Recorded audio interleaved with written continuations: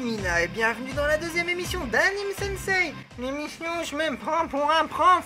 Et aujourd'hui on va arrêter de faire le con et on va parler de One Punch Man. Pour être un peu plus précis, on va parler de l'aspect parodique de One Punch Man. En effet, je suis sûr que vous avez déjà entendu quelqu'un dire ou lu sur un forum, un chat ou n'importe où que One Punch Man est une parodie. Et c'est ce qu'on va détailler ici. Déjà, pour commencer, demandons-nous de quoi One Punch Man est-il la parodie. Eh bien déjà, c'est évidemment une parodie des œuvres de super-héros en général. Mais ce n'est pas là-dessus que je vais baser mes explications. On va rester dans le cadre du manga et de l'animation japonaise sans s'éparpiller à parler de comics ou d'autres supports. Et cela même si ça peut paraître un petit peu bizarre, sachant que One Punch Man est à l'origine d'un webcomic. Mais bon, ici on parle d'animé, alors... On s'en bat les couilles, on s'en bat les couilles, on s'en bat les couilles. Ainsi, du point de vue propre à la culture japonaise et en utilisant son vocabulaire, on peut dire que One Punch Man est une parodie du genre Neketsu. Mais One Punch Man n'est pas une parodie des shonen, contrairement à ce qu'on peut souvent entendre. Et ça s'explique très simplement par le fait que One Punch Man n'est tout simplement pas un shonen. Et oui, comme nous le verrons plus tard, pour qu'une œuvre soit la parodie d'un genre, il faut qu'elle y appartienne. Ça paraît logique. Et si One Punch Man n'est pas un shonen, c'est parce que le manga dessiné par Yusuke Murata et adapté du webcomic de son auteur One est prépublié dans le Tonari no Yuk Jump, qui est un magazine japonais dont la cible éditoriale se tourne vers un public un peu plus âgé et faisant donc de One Punch Man non pas un shonen, mais bien un seinen. Pour ceux qui n'ont rien compris à ce que je viens de raconter, on ne s'enflamme pas. Les termes shonen, seinen et neketsu sont expliqués et leurs différences sont mises en avant dans ma dernière vidéo. Alors jette un coup d'œil avant de poursuivre celle-ci, car ici je pars du principe que tu connais bien la différence entre tous ces mots. Voilà, maintenant poursuivons les explications, car il y a bien un mot qu'il faut aussi définir, et ce mot c'est le mot parodie. Eh bien oui, ça peut paraître un peu con, mais qu'est-ce qu'une parodie du coup ? Eh bien Wikipédia nous dit qu'une parodie c'est une forme d'humour qui utilise le cadre, les personnages, le style et le fonctionnement d'une œuvre ou une institution pour s'en moquer. Elle se base entre autres sur l'inversion et l'exagération des caractéristiques appartenant au sujet parodié. Soit pour le dire à ma façon sauce animaniaque, une parodie c'est le fait de reprendre les clichés habituels d'un certain genre, donc ici les neketsu si t'as bien suivi, et de les tourner au ridicule. Étant donné que Dragon Ball est un peu l'inventeur du genre Neketsu, ou du moins est l'un des précurseurs qui l'a popularisé, on pourra s'en servir comme référence et comme point de comparaison avec One Punch Man. Maintenant qu'on a éclairci tous les termes importants, il est enfin temps de revenir sur One Punch Man. Pourquoi est-il donc une parodie du genre Neketsu ? Cela commence par l'univers dans lequel s'installe la série. En effet, pour critiquer un genre, il faut déjà préparer le décor. On peut remarquer en ce sens que le monde de One Punch Man est parfait pour un animé de baston.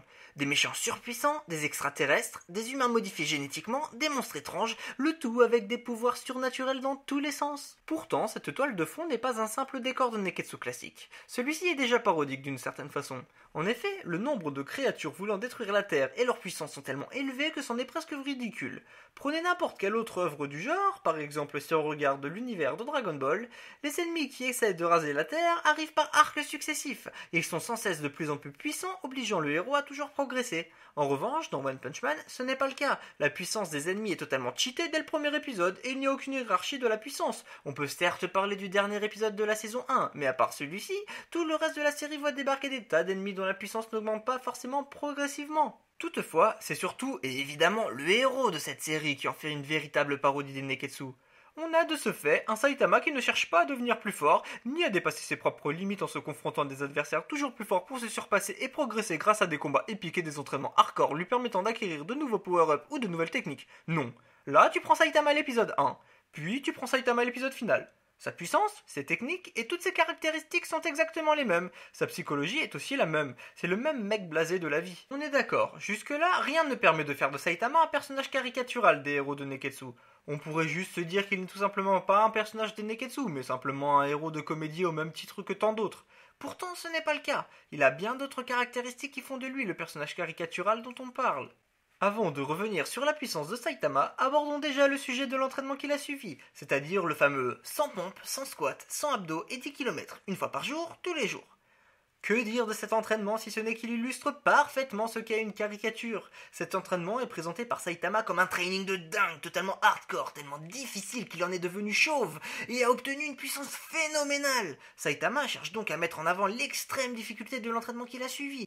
Et c'est ce décalage entre d'un côté la façon dont est présenté ce training et la force acquise grâce à celui-ci, et de l'autre côté la nature même de l'entraînement que quasiment n'importe qui pourrait faire sans trop de difficultés, qui résulte d'une absurdité logique. C'est ça qui est drôle, mais c'est aussi ça qui en fait une caricature de l'entraînement typique d'un héros de Neketsu, qui en repoussant ses limites obtient un power-up extrêmement important. On se rappelle tous des phases d'entraînement dans DBZ, que ce soit chez Kaio, dans la salle d'esprit du temps ou ailleurs. On peut se souvenir que ça avait permis au personnage de gagner énormément de force en relativement peu de temps, et c'est donc tout naturellement que One Punch Man les tourne en dérision et s'en moque avec ce petit clin d'œil.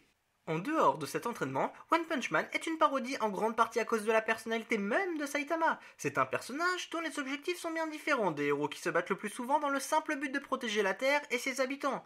Saitama, lui, considère le fait de protéger la Terre comme relativement secondaire. Ce qui l'intéresse surtout dans le fait d'être un héros, c'est de devenir reconnu et populaire. Ce qui est, au passage, tout l'inverse de l'archétype du bon héros, qui cherche à cacher son identité à tout prix. Pour lui, il ne s'agit que d'un hobby.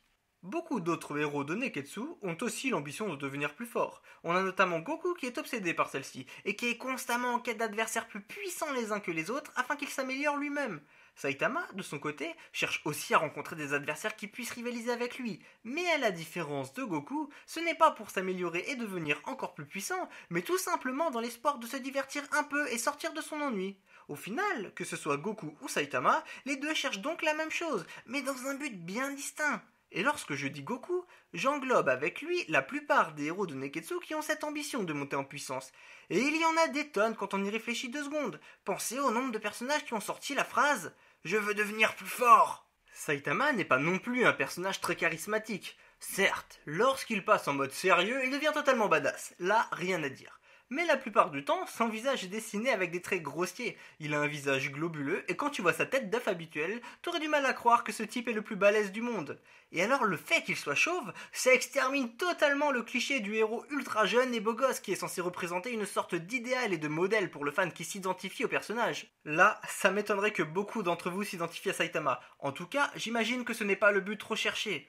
De plus, son design est également associé à sa personnalité. Ce que je veux dire par là, c'est que Saitama a besoin de grandir. Pas en termes de capacité physique, vous vous en doutez, mais il a besoin de prendre en maturité. Et je ne parle pas de remédier à sa naïveté et à sa crédulité, car vous conviendrez que Goku et les autres héros de Neketsu ne sont clairement pas un modèle en la matière. Ce que je veux dire par maturité, c'est que là où habituellement un héros manque à la base de force physique, mais dispose déjà de la volonté de sauver tout le monde, Saitama lui a déjà la force d'un grand héros, mais a besoin d'améliorer son altruisme et de faire mûrir son âme de héros. Vous l'aurez compris, finalement, One Punch Man déconstruit le héros typique d'un Neketsu.